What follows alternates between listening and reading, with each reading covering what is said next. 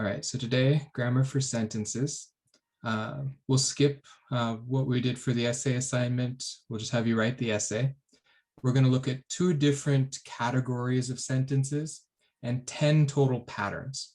All of the sentences in English go back to these 10 patterns. So if you know these 10 patterns, you'll be able to check and make sure your sentence is correct.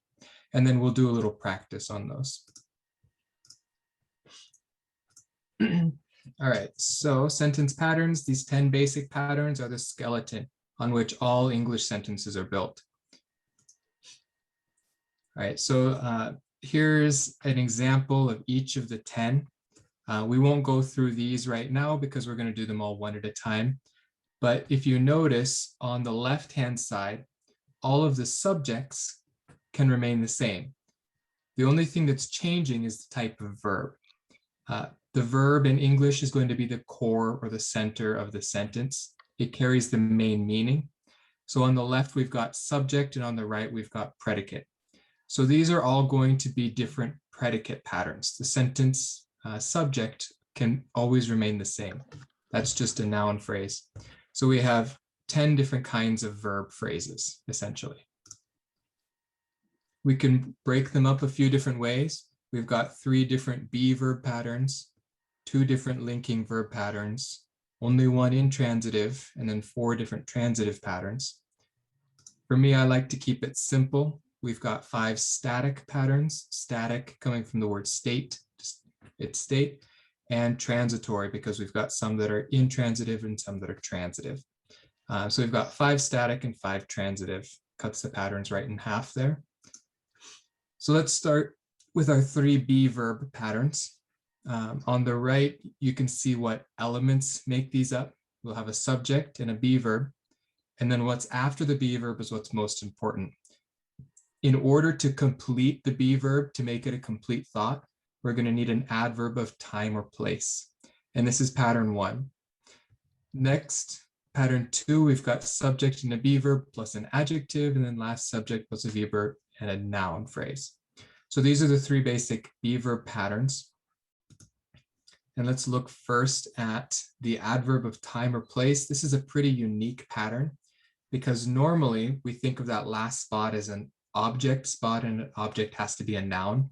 So this is pretty much the only place where an adverb will fill the complement slot, because these are going to be subject complements on the right side. So could I have you read this first sentence for me? The students are upstairs. Good. The students are upstairs. So what kind of information does this give me about the students? Location. Location, right. So oftentimes, especially if we have a single word, location word, we can use it with a be verb, and that's still a subject complement, even though it's an adverb. So this is one place, and the only place where an adverb is the complement to a noun. Otherwise, they're not friends, but adverb here modifies the noun. How about the second sentence? No one was there. Good. No one was there. Again, noun phrase, be verb, adverb. So let's read the last 4 of these. This is a pretty simple pattern. So can you read the next one? Yes. The last performance was yesterday. Mm-hmm. And the next? The next performance is on Monday. Good. So look at the difference between these 2. In the last performance was yesterday. Yesterday is a single word adverb, but in the next one, we've got on Monday. So this prepositional phrase is acting like an adverb, so it can still fit into this pattern 1. We look at the phrase, not the word. So the phrase is an adverb, so it can be pattern 1. Can you read the next one? The students are in the library. Good. Students are in the library. And the last one. We were on time. Good, thank you. So what's very unique about the be verb is that it doesn't really work with adverbs, right? Because adverbs tell us the manner in which something is done. And the be verb is not telling us how we do something. It's telling us a fact about something. So when we've got a be verb plus an adverb, that adverb is going to tell us something about the subject. So it's a very unique use of adverbs when we've got a be verb. So what will happen if I have the sentence that is, you say not adverb will be with the be verb? So an adverb can be with the be verb, but if it's with the be verb, it's not going to tell me the function of the be verb. It's going to tell me some attribute of the subject. Okay, that makes sense. I got it. So for example, an adverb that strictly tells me manner, like quickly. This has verbal information to it, so I can't say the students are quickly. That won't make sense. That's why we need an adverb of time or place, because a noun can exist in time and place. How about the student are so, or you are so slowly? You are so slow, or you are so slowly? No, we will say you are so slow, huh? Exactly. We'll say you're so slow. And this is why when we get to pattern 4, when we have transitive verbs, we'll see a similar one where we have the verb feel. I can say I feel bad or I feel badly. And this has two different meanings. And it's because in I feel bad, bad is an adjective talking about the noun. I feel as if I am a bad person. But when we've got the adverb badly, it's telling me the quality of emotion, not the quality of the person. So it's talking about the verb. So adverbs will give verbal information except in pattern 1. So pattern 1 is the only pattern that acts like this, where the verb tells me information about a noun, or the adverb. Okay, pattern 2 is the same pattern, but instead of an adverb, we have an adjective. This one is probably the most common pattern. The students are diligent. So this is just subject, verb, and subject complement. Subject complement in this case being an adjective. It's telling me information about the subject again. We can reduce this pattern by taking out the be verb, but notice when you do that, the students and then diligent, that adjective has to go between the determiner and the noun. So this is like an expanded noun phrase made into a complete sentence. Can you read the second one for me? His style of leadership was inspirational. Good. So sometimes when the subject gets a bit longer because we've got a prepositional phrase, it's harder to find where the division between subject and predicate is. But the be verb is a handy one because the predicate always starts with the be verb. So his style of leadership, this is our whole subject. Style is the main noun in this noun phrase. Then we've got was inspirational. So his style was inspirational. It's an inspirational style. I have a question. So I see that we say a style of leadership, but could we also say his leadership style? Yes, we can do that. And that's because leadership is another noun. Okay. So normally between the determiner and the head noun, we like to have an adjective. It's possible to put a noun in there, but that noun then acts like an adverb, or an adjective rather. So for those adjectival nouns where the noun modifies another noun, it's pretty flexible whether we put it before or after. Okay, and there is no level of correction, like I know that we will not say the car of the key, no, the keys of the car. We don't say that. We say the car's keys. So there will be mandatory to use that. And that's only because car keys is such a common phrase that we're used to hearing it, but it's not grammatically incorrect to say the keys of the car. It would still be grammatically correct. It's mostly just preference and style. A lot of people prefer to use of plus object, and they can do that. It sometimes sounds awkward, like keys of car, but it's perfectly fine. If you did that in an essay, they wouldn't mark you down for that. Okay. It's stylistic. Okay. All right. So how about the next one, number 3? Shipping is free. Shipping is free. So this is a complete sentence. Shipping, the noun, plus the subject complement, free. So these are pretty easy. Number 4, could you read that? That show was over the top. Good. So here's where it's a little more difficult. Over the top is a prepositional phrase. So just like an adverbial phrase, this adjectival phrase that acts like an or prepositional phrase that acts like an adjective, that's also possible to fill the subject complement slot. And then can you read the 5th one, Kim? Kim is in a bad mood. Good. So can you tell me in this sentence, where is the subject complement, that phrase?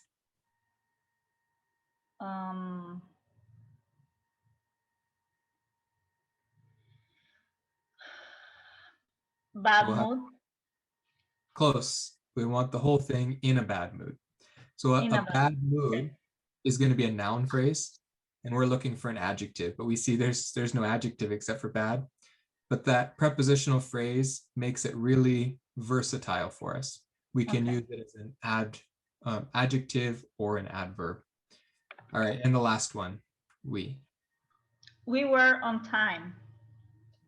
Oh, I think that one is left over from the last one. Yeah, so Kim is in a bad mood is our last one here. All right, and the third one is also very familiar. It's going to be now a subject, a be verb, and a subject complement, which is a noun. So we've got adjectives, adverbs, and now we have nouns. Can you read the first one? The students are a scholar. Good. The students are scholars. And the second one? Professor Mendez is my math teacher. Good. And the last one? The ending was a cliffhanger? Cliffhanger? Yeah. I don't know that word. It's a hard word to say. It looks hard. Cliffhanger. And it means that at the end of the story, you didn't know how it would end. You're anticipating more stories. Oh, okay, that makes sense. But notice on each side of this be verb, the nouns have the same number. So the students is plural, scholars is plural, Professor Mendez and my math teacher, both singular, and the verb agrees. Now the idea here is that I can interchange both noun and subject complement. So I could say scholars are students, and I could say my math teacher is Professor Mendez. So here the is sign, you see it really just works like an equal. And because the subject has to be a noun, we can't do this with pattern 1 or 2, but we can do it with pattern 3. That makes sense. Okay. So let's do a little practice. We've got 7 sentences here, and we're going to look at the subject complement slot and decide, is it an adjective, adverb, or a noun? So can you read sentence number 1? Internet connectivity was decent. Decent or decent? Decent. And the accent is on the E, so decent. And the second E is a little lower. All right. Internet connectivity was decent. What do you think here? Is it going to be pattern 1, 2, or 3? Adverb, adjective, or noun? Adjective. Adjective. Good. So decent. And decent means okay, right? Not special, not really good, not really bad. Mm-hmm. All right. How about 2? The workers are on the roof. It's a prepositional. It's a prepositional phrase, and that gives us 2 options. It can be adverbial or adjectival. So we want to know what kind of information it gives us. Adverbial is a place. Adverbial place. So this is going to be pattern 1, right? Okay, can you do number 3? The excitement of the fans is almost palpable. Palpable, and that means I can almost feel it. Okay. Palpable.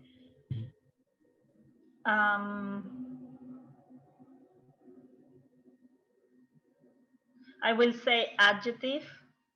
Okay, good. It's a prepositional adjective. This one isn't prepositional. Almost is an adverb that Okay. modifies the adjective. So Okay. you are correct. It is an adjective. So Okay. is palpable is almost palpable. That's an adjective. So we got pattern 2 here. All right. And 4. Brevity Brevity. is again. Brevity. Okay. Brevity is the soul of wit. Good. All right. So we've got is and then what? That is the end is a noun. So is the one who we can switch identity like the same. Right. So we could say the soul of wit is brevity. Brevity Yeah. is the soul of wit. Because they're both noun phrases. Brevity comes from the adjective brief. Brief meaning short. Because the subject has to be a noun, we have to use the noun, not the adjective for this. So brevity. And what is wit? Wit is humor, funny. Okay. Yeah. Okay. So the soul or the central idea to humor is to keep it short. Don't get too long. And this is actually a Shakespeare quote, this one. Brevity is the soul of wit. Okay. All right, how about 5? The final exam was at 5 o'clock. Good. This is adverbial, it's a prepositional, it's about time. So Perfect. Yeah. So it's going to be pattern 1, adverbs of time and place. Okay, how about 6? Those kids are totally ridiculous. This is adjective 1. I mean, yeah. Adjective, and it's going to be 2. 2. Adjectives are 2. Totally is an adverb, but it doesn't modify the subject. It modifies ridiculous. Yeah. Right. So ridiculous is our adjective here. And how about 7? The jazz band is on the road. So this is adverbial. Good. On the road gives us a location. Perfect. All right. So next patterns 4 and 5 are linking verbs. And these will look a lot like patterns 2 and 3. Patterns 4 and 5 are the same, except instead of a be verb, we use a linking verb. These are going to be any verb which tells us how we know the information that would otherwise be a be verb. So we'll have adjectives and noun phrases. With a linking verb, we can't use adverbs of time and place. For example, I can't say, I see the kids upstairs. That would be functioning as an adverb for the verb, because remember, be verb is a very special verb that basically neutralizes the adverb. But linking verbs will want to take that verb or adverb and make it function with the verb still. All right, so if that makes sense, let's look at these few sentences here for noun phrase plus a linking verb and an adjective. So can you read number 1? The student seems diligent. Good. The students seem diligent. So here we could change out seem with are. The students are diligent, but this is telling me either quality of information, how I perceive the information, or how I know the information. So could you read number 2? I grow sleepy. Good. I grew sleepy. I grew. And this is going to be the same as like to become sleepy. It's telling me that it starts low and crescendos. So it is the quality of sleepy. It's giving me this information in the verb, but it still says I and sleepy are the same concept here. So when you say I grew sleepy, it's in the past, like I was getting tired. Exactly. I was getting tired would be the same idea here. Or I became tired. Okay. So in the past, I was tired. In the past. I was getting tired. Yeah, okay. And it's going to have the idea of progressive. Okay. Getting, growing. Yeah. Okay. Good. All right. And 3. The soup tastes salty. Good. The soup tastes salty. This one is going to tell me how I know the information. I could say the soup is salty, but I'm giving you very specific information about essentially my proof. How do I know it's salty? It tastes salty. So we can do this with all of the senses. It looks good. It feels hot. So any of those sense words I can use as a linking verb to tell you how I know this information. Okay. All right. So number 5 or number 4 here, his face. His face looked familiar. Good. Look, so here's another one of our sense words. I could say his face is familiar, but I'm saying his face looked familiar. So it's my opinion, in other words. The tastes, the looks, and here the number 5 sounds. Could you read that one? The piano sounds out of tune. The piano sounds out of tune. Now, usually these linking verbs, they're giving you some sort of evidence or proof of what otherwise could be a be pattern. So in the first 3 patterns, I'm stating information, and I'm stating it in a way that's that you can argue, that you could say, no, I think you're wrong about that. Yeah. These linking verb patterns generally hedge our thoughts. So if I'm going to use a linking verb rather than a be verb, it means I'm allowing some a bit of doubt, Uncertainty. Uncertainty. So I'm telling someone this is my opinion. I'm not stating it as aggressively as a be verb. All right, let's try with pattern 5. We're going to use the subject, linking verb, and subject complement nominal. So can you read number 1? The students became scholars. Good. Students became scholars. Scholars, it's pluralized, so we know it's a noun. Students and scholars, we're drawing an equal sign here, right? The scholars became students. That could work, but in this case, because I'm giving you information about how I know, often we can't interchange because it's telling us a process. All right. Can you read number 2? We remained friends. Good. So we and friends are going to be the same group of people here. How about number 3? It seemed like a miracle. Good. It seemed like a miracle. Here we've got a prepositional phrase. We can't do that in the be patterns. We don't really see prepositional phrases plus nouns. But in this case, in modern English, we've adopted this particle like in order to make a really outdated form of speech sound more natural. So if you read number 4, you'll see what the outdated, unnatural sounds like.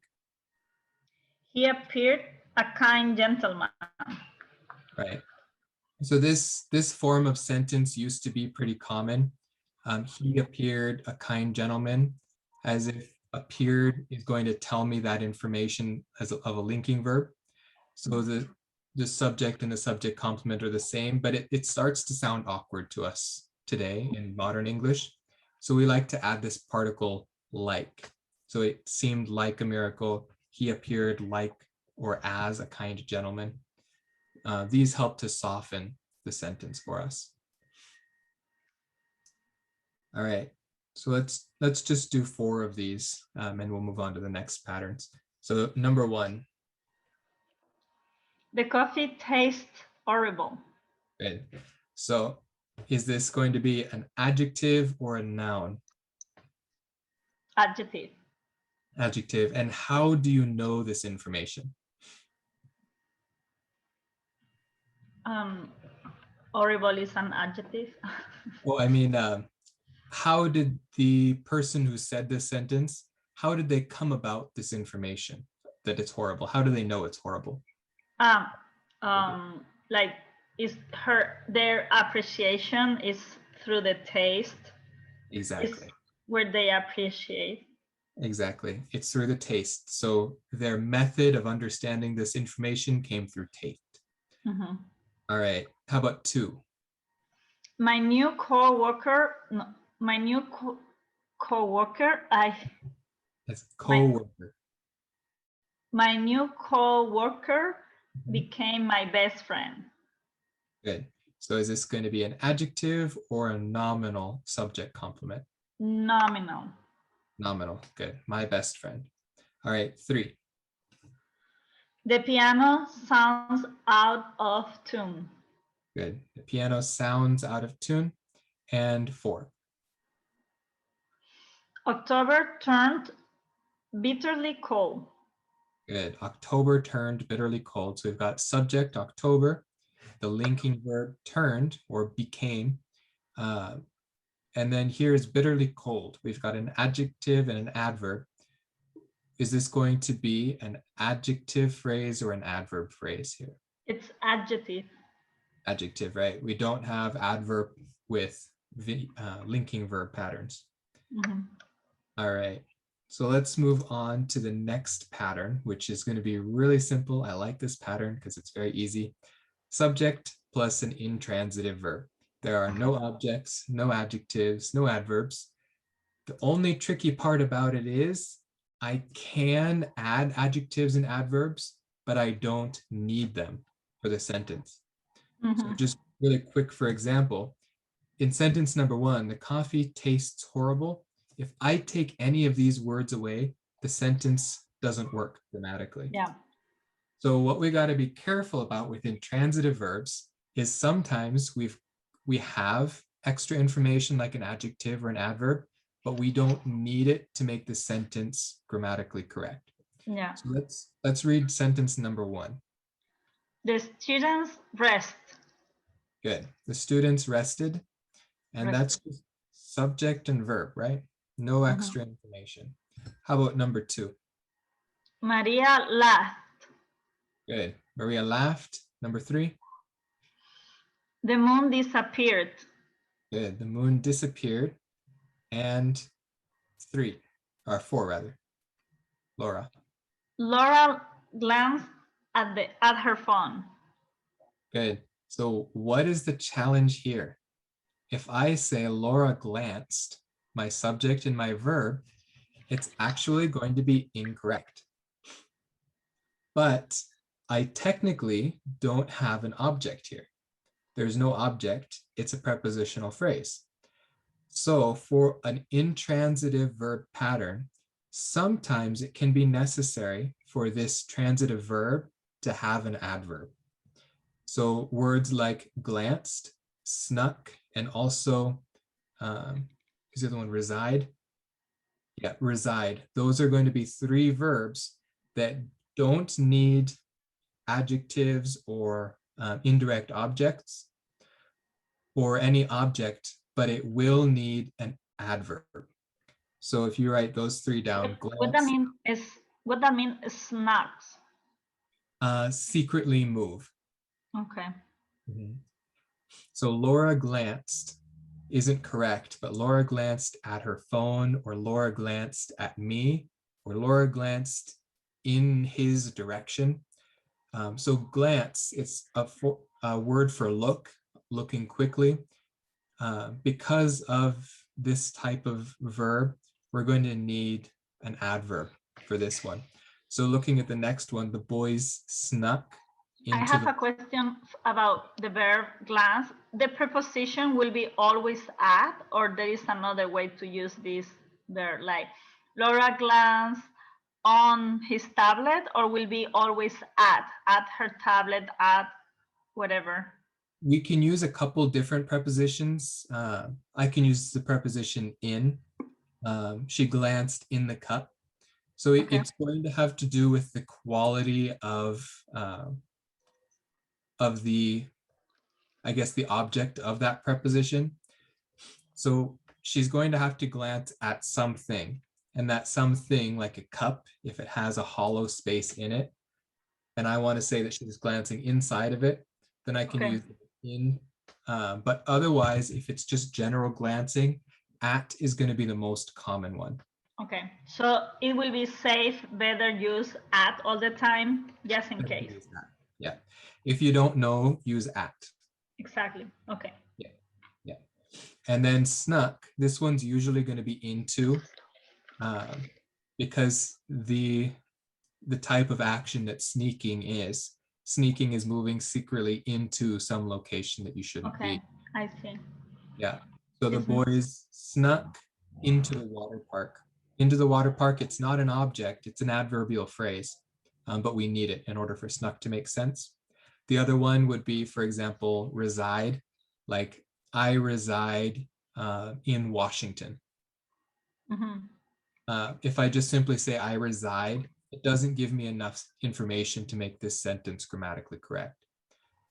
So those three verbs are tricky in that way. okay. The other trick to intransitive verbs are what we call phrasal verbs. I'm sure you've heard of phrasal verbs. Yes.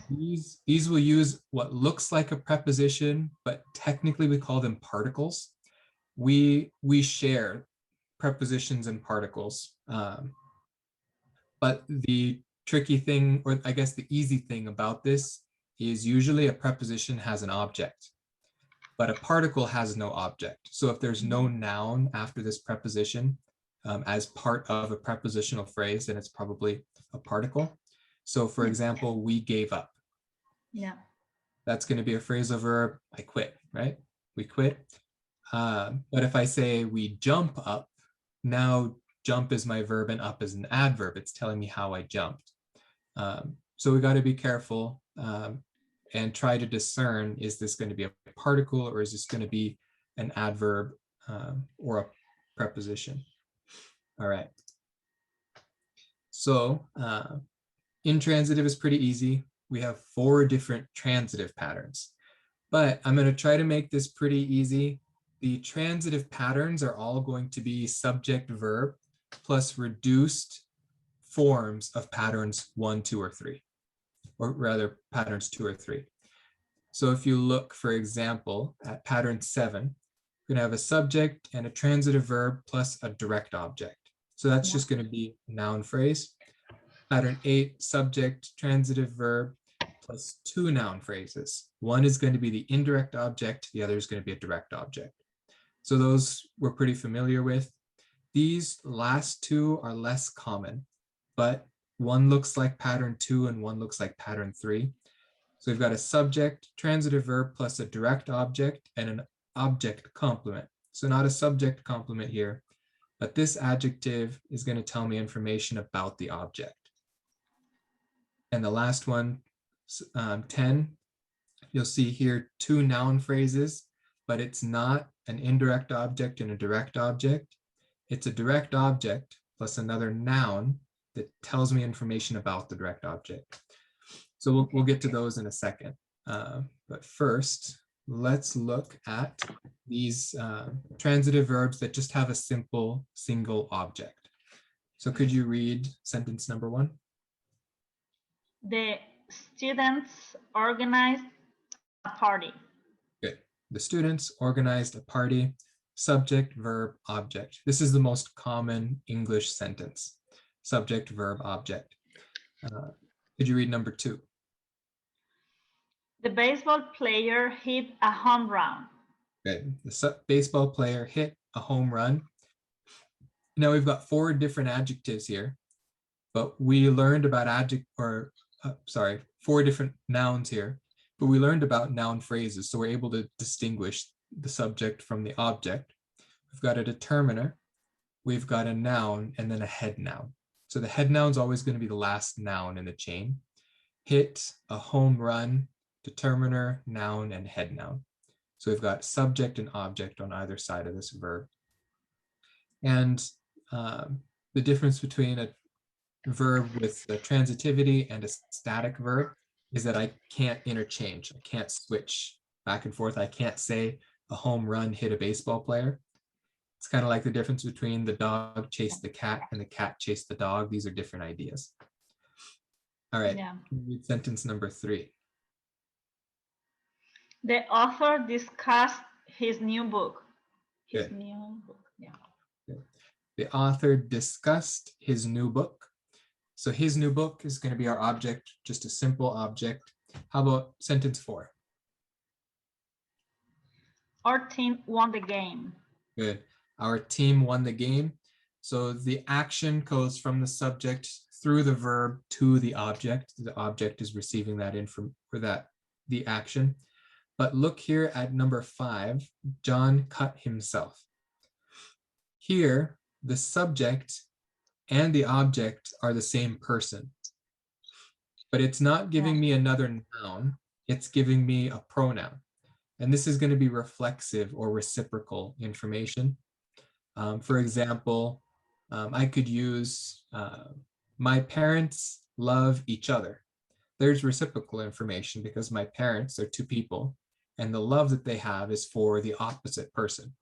So both these ideas, these fit into a simple subject, verb, object pattern. All right, and the last one here. He came by the office in a big hurry. Good. So here we've got a phrasal verb, right? Came by is to briefly stop or to come surprisingly, not to plan to come. So he came by the office in a big hurry. Here, the office is our object. Came by is our verb. So it's not going to be came plus by the office. So we've got to be careful here as well. And then in a big hurry, this is adverbial information of manner. How did he come by the office? All right, so those we want to watch out for: reflexive reciprocals, and also, again, phrasal verbs. All right, so transitive pattern 2, this is where we add the indirect object.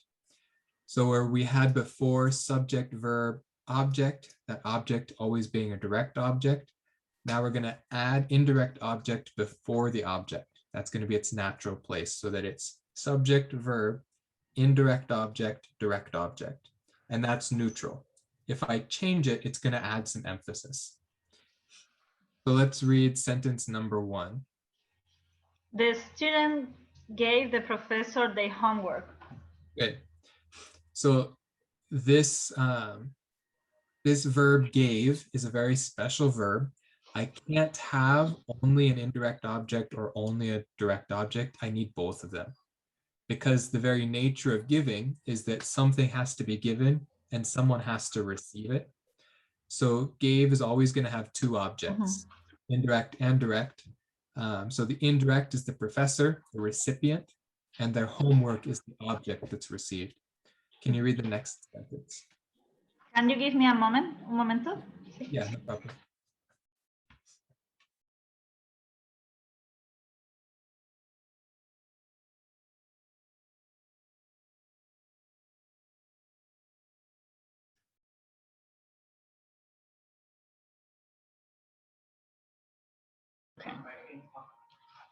Okay. So second sentence. Second sentence. The judges award Mary the prize. Okay. So the judges award again, it's going to need the object of some sort of a prize, but also someone has to receive it. So that's going to be Mary. So the judges awarded Mary, the indirect object, the prize, the direct object. And 3. Okay. The landlord handed me the keys. Good. The landlord handed me the keys. Here we've changed the indirect object to a preposition or to a pronoun. So we can do that with the indirect object, and we use the object pronoun. But so I have a question, because that is something that in Spanish we can switch, we can play. So in Spanish will be totally correct. Say the landlord handed the keys to me, or the judge awarded the prize to Mary. In English, that will not be correct. That would be correct, but if you look carefully, you've changed the function of those words. So it's no longer a noun and a noun, but it's a noun and a prepositional phrase. So the natural place... The sense will not be the same? The emphasis would change. The emphasis will change, but it still will be grammatical correct? It would still be grammatically weird? Correct. So if you look here, sentence number 4, the students gave it to the professor. Oh, okay. Compare that with sentence number 1. Yeah. Oh, okay. Sorry, I didn't read the other. That's okay. No, okay. that's okay. Because Yeah, also yeah. this information is changing it a bit. Because there actually it's for sentence number 4, it's not possible for us to say the students gave the professor it. If I make the direct object a pronoun, I have to move the indirect object outside as a prepositional phrase. So the judge is awarded it to Mary. The direct object is it. Mary has to move outside of this into a prepositional phrase. And the same, the landlord handed them to me. To me has to move outside. But sentence number 3, I've changed the indirect object to a pronoun. So I can do that with the indirect object and I don't have to change the structure of my sentence. But I can't change the direct object without removing the indirect object and putting it outside of the phrase. When you say outside of the phrase, what do you mean? I mean, we're going to have a subject, which is a noun, and then a verb, and then we're going to have the pronoun. But I can't keep another noun in there. I have to add a function word like a preposition.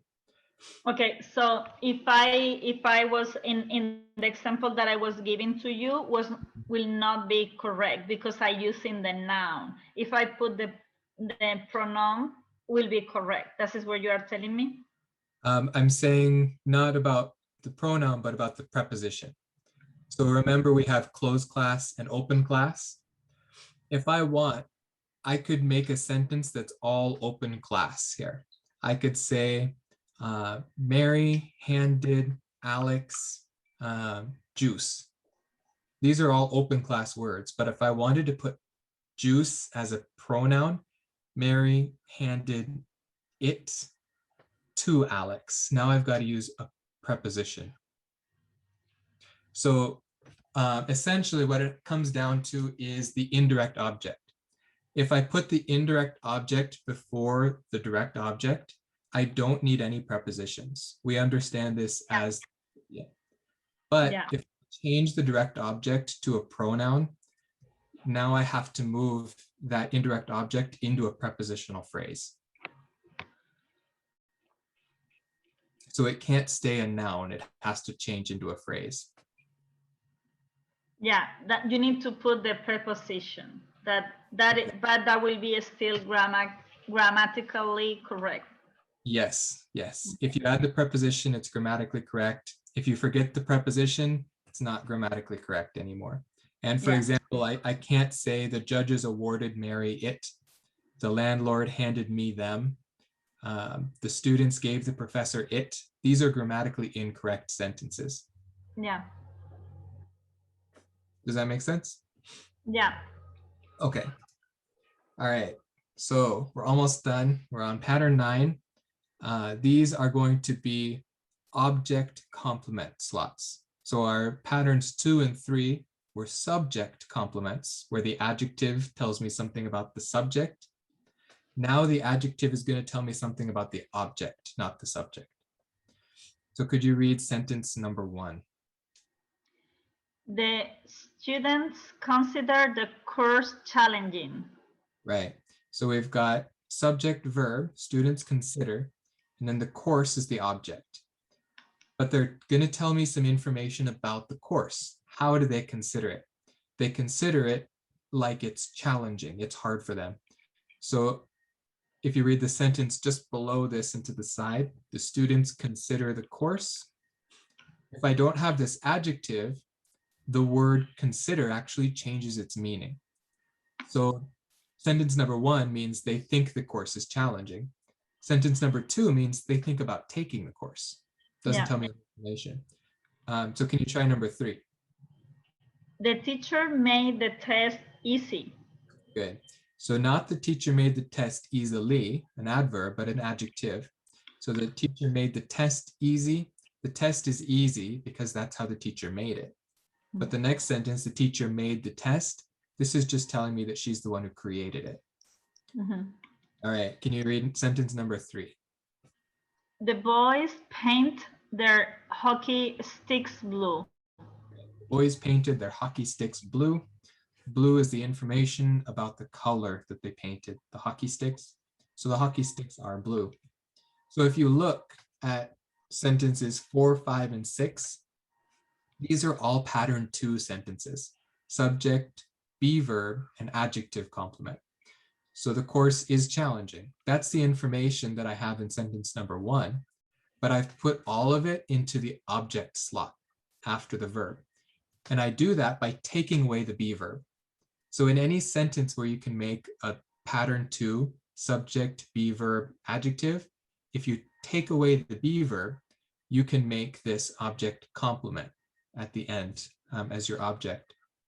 The same, the test was easy. The test easy, the teacher made the test easy. So if you're trying to figure out in sentences 1, 2, and 3, is this a pattern 9 sentence? Is this a sentence with an object complement?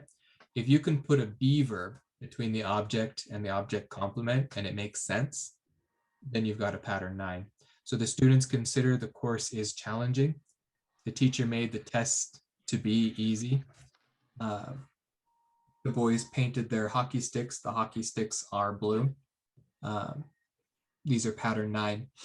So these are probably the hardest 2 patterns, 9 and 10, because it starts to sound like we're missing words, but English speakers will speak very quickly and use this pattern because we call it a reduced clause. The course is challenging. Be verbs we can drop out and make sense still. All right, so last one is going to be very familiar. Just like the last one is like pattern 2, this one's like pattern 3, but instead of a subject complement, we have an object complement, which is a noun. So can you read sentence number 1? The students consider the course challenge. Good. So the students consider the course a challenge. So the last one was challenging, now challenge. So it's just changing to a noun. This doesn't change the grammar of the sentence. It only changes the style. So I can choose an adjective, I can choose a noun. Both are going to be okay. But the idea here is the course is a challenge. And this is the thoughts of the students. And I can say that in one sentence. So I might want to, so I don't have to say 2 sentences. All right, can you read sentence number 2? We elect Emma president. Okay, so we elected Emma president. If I say simply we elected Emma, then I don't know who, or we don't know what she was elected to. If I say we elected president, well, who was the president? So for example, we elected Biden president. Yeah. We don't have to say we elected Biden to be president. We can drop out that be and just have it noun and noun together. And this is an object complement. All right, can you read sentence number 3? The director called the situation a perfect storm. Good. So this word called, the director called the situation. Well, this is pretty difficult if we mean phone call. So I can call my mom, or I can call my mom Dana by her first name. These are 2 different meanings of called. That means like I named it. I named my cat Mary. Yeah. So I can use these 2 nouns together, and it's a subject, or rather an object complement. My cat is Mary. I named my cat Mary. All right, so last 2 here are just going to show us where the be verb was dropped out. So here, Taro finds his job easy versus Taro finds his job easily. The first one means his job is easy to make, and the other is that the process to find a job was easy. Exactly. So here if we have an adverb, it's not going to work in this case because it's going to tell me adverbial information about the verb, not about the object. Yeah. So that's why we don't have an adverb option in these last patterns. Okay, here we're going to do our last practice, and we're just going to do 4 of these again. We're not going to do all of them. And then we're going to look at some quotes by some famous authors. All right, so the transitional patterns. Could you read sentence number 1? For lunch, Manny made himself a huge sandwich. Good.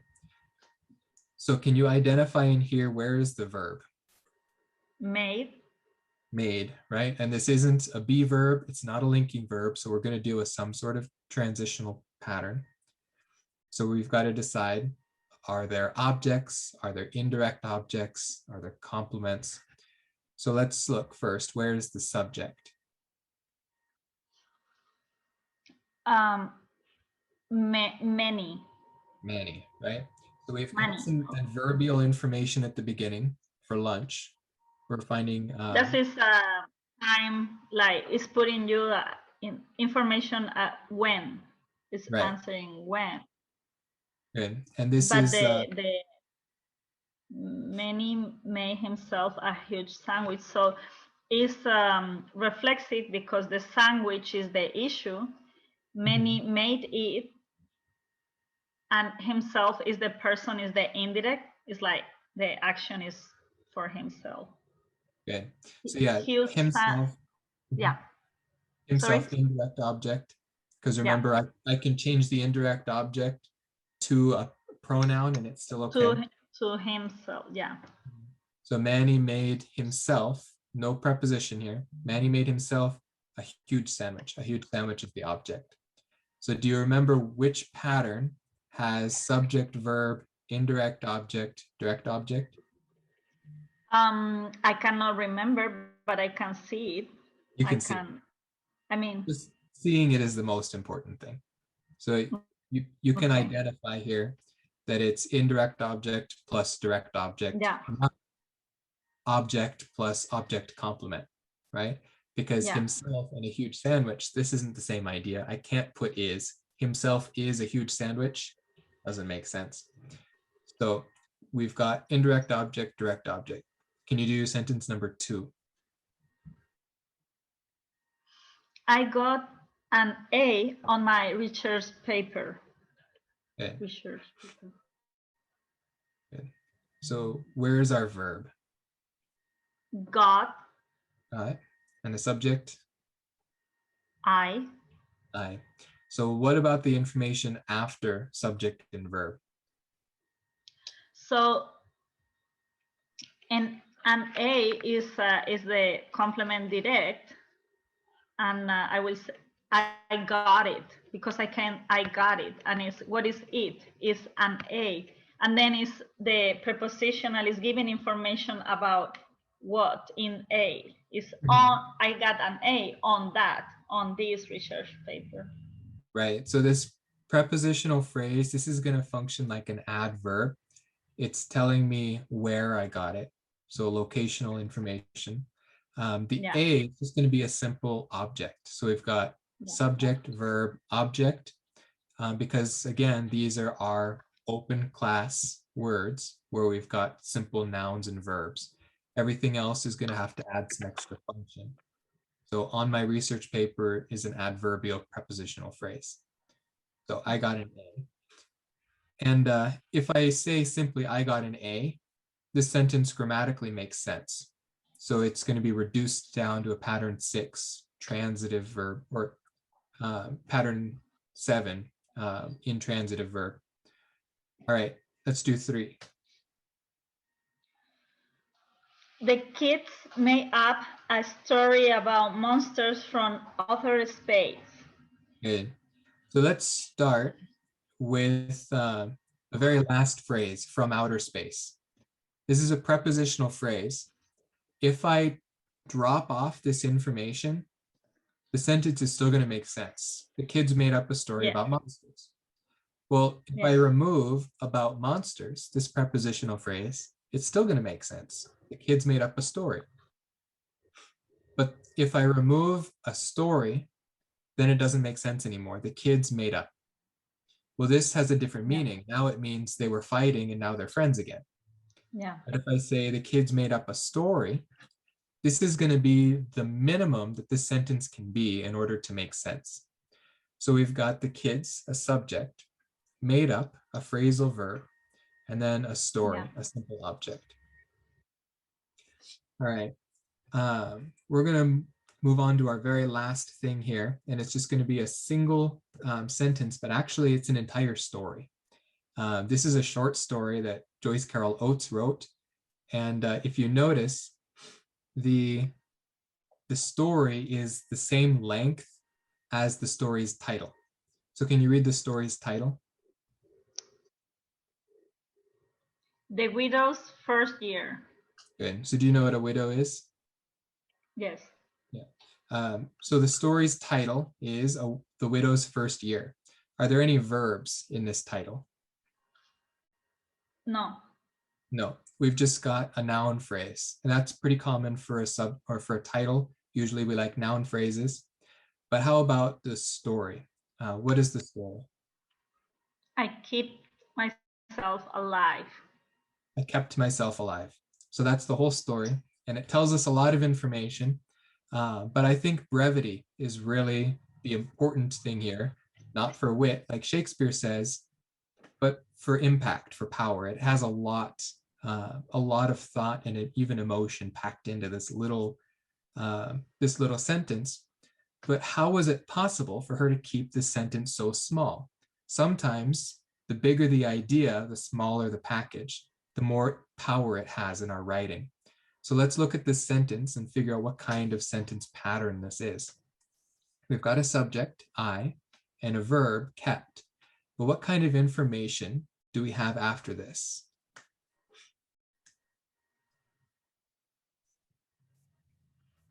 What function? Myself is the indirect. It's indirect, but it's also direct. It's a reciprocative. It's action that goes to herself. It's coming back to her. Returns to her. So, we've got reflexive. We've got a reflexive object reflexive. here. Yeah. Right. So what's the last word? Alive. Alive is a verb, but here is working as an object, like complement, direct. Right. So this alive is an adjective. Live, L-I-V-E, is the verb. Alive is an adjective for live. Oh, okay. Yeah. Another adjective okay, that's living. See. Yeah. But now this word alive, this adjective, this is the object complement or the subject complement? No, it's a subject complement. I make a mistake. Oh, no, that's okay. This one is actually object complement because it's closer to the object. It's telling me information about what I did to myself, right? So this one's a little harder because I and myself have the same meaning, but grammatically, this adjective is going to give me information about this reflexive object. Now, this sentence has a lot of power because it doesn't tell me all the things she did to keep herself alive. It doesn't tell me anything except I kept myself alive, and that may be all she's able to say about it. So sometimes the most powerful statements in writing are going to be the shortest ones. So being able to use these patterns effectively so we can pack in as much information is going to be a nice tool to have in your back pocket. All right, so that's going to be it for our sentence grammar. We'll refer back to it as we continue on to paragraph grammar. But we're going to leave these sentences where they are, and I'll give you that list so you can refer back to them. And when you're writing your essay, pick out a sentence here and there once in a while and see, have you been overusing the be verb? Are you able to make it an object complement, for example? Say a little more with fewer sentences. Because when you're writing your essay, you're going to be limited for space and you're going to be limited for time. So you want to say as much as you possibly can in the shortest amount of space and the shortest amount of time. Okay.